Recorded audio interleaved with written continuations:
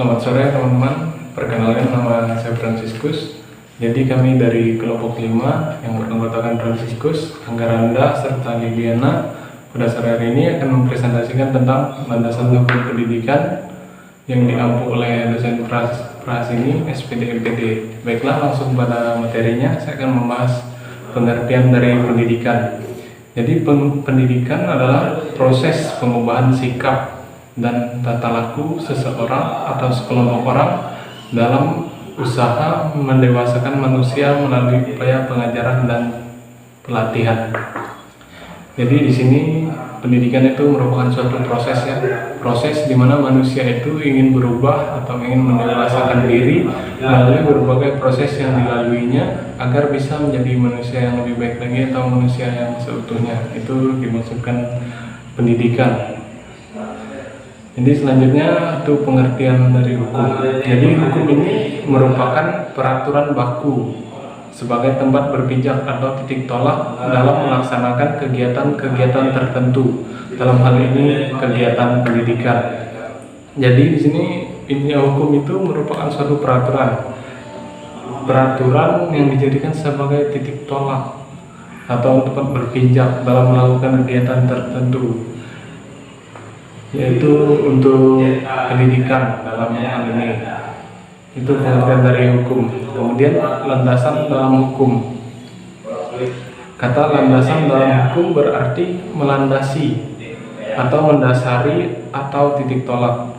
Landasan hukum, contohnya landasan hukum seorang guru boleh mengajar, misalnya ada surat keputusan tentang pengangkatan sebagai guru. Jadi landasan dalam hukum ini berarti sesuatu yang menjadi landasan atau yang mendasari suatu landasan. Misalnya di sini seorang guru, itu dia sebelum dia mengajar itu harus memiliki surat keputusan pengangkatannya sebagai seorang guru. Itu suatu hal yang menjadi dasarnya untuk mengajar, posisinya sebagai seorang guru.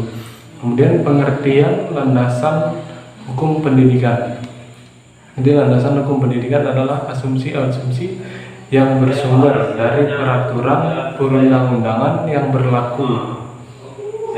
Itu adalah asumsi yang bersumber dari peraturan perundang-undangan yang berlaku, yang dijadikan titik tolak dalam pendidikan, terutama dalam pendidikan nasional. Jadi ini menurut Tata Syarifuddin dan ini pada tahun 2006 pada bukunya di halaman 6. Kemudian ada lagi menurut Made Pedata pada bukunya tahun 1997 di halaman 40. Landasan hukum diartikan sebagai peraturan baku, sebagai tempat berpijak atau titik tolak dalam melaksanakan kegiatan-kegiatan tertentu.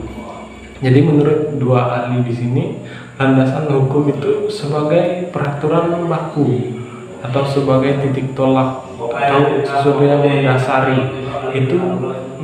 pendidikan. Itu pengertian dari landasan hukum pendidikan. Jadi sesuatu peraturan, karena di sini merupakan hukum. Jadi peraturan yang mendasari atau menjadi titik tolak untuk pendidikan. Oke, mungkin cukup sekian yang dapat saya sampaikan. Selanjutnya akan dijelaskan oleh saudari Liliana. Kemudian ada landasan hukum pendidikan di Indonesia. Pasal-pasal yang bertalian dengan pendidikan dalam Undang-Undang Dasar 1945 hanyalah dua pasal. Yang pertama pasal 31 dan pasal 32 yang kedua. Di mana pasal 31 ini terbagi menjadi 3 ayat. Kita tarik kesimpulan saja. Dari 3 ayat tersebut, dia lebih menerapkan pendidikan, di mana pendidikan itu sangatlah penting bagi manusia untuk diterapkan atau dikembangkan untuk menuju masa depan mereka. Kemudian yang pasal 32 ini dia terbagi menjadi 2 ayat. Di situ bisa kita lihat sendiri di slide-nya. Nah, dari 2 ayat tersebut dia lebih menerapkan bahwa pentingnya kebudayaan untuk kita dikembangkan, seperti memelihara bahasa daerah sebagai bagian dari budaya nasional. Selain mengetahui bahasa umum kita, bahasa Indonesia, kita juga harus mengembangkan atau mengetahui bahasa daerah kita tersebut. Terima kasih.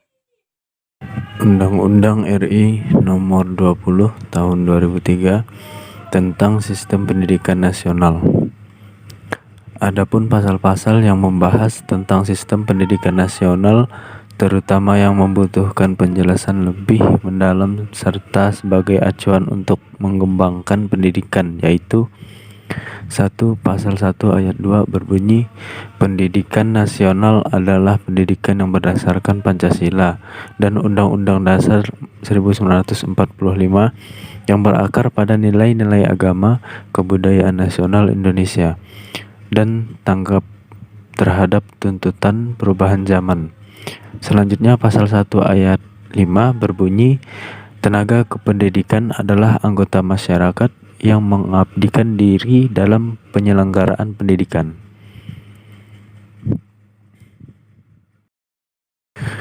Yang kedua, dalam pasal 39 ayat 1 mengatakan tenaga kependidikan mencakup tenaga administrasi, pengelola atau kepala lembaga pendidikan, pemilik atau pengawas, peneliti dan pengembang pendidikan, pustakawan, laboran, dan teknisi sumber belajar. Yang ketiga, pasal 5 Undang-Undang Pendidikan bermakna setiap warga negara berhak atas kesempatan yang sama untuk memperoleh pendidikan yang bermutu, baik bagi mereka yang berkelainan fisik di daerah terpencil maupun yang cerdas atau berbakat khusus, yang bisa berlangsung sepanjang hayat. Masalah penerapan landasan hukum pendidikan di Indonesia. Seperti yang tercantum pada pasal 6 ayat 1 bahwa setiap warga negara yang berusia 7 sampai 15 tahun wajib mengikuti pendidikan dasar. Kalau masyarakat berdiam diri, apalagi menentang program wajib belajar ini, berarti secara langsung mereka sudah menelantarkan atau meniadakan peluang untuk mendapatkan kesempatan belajar tersebut.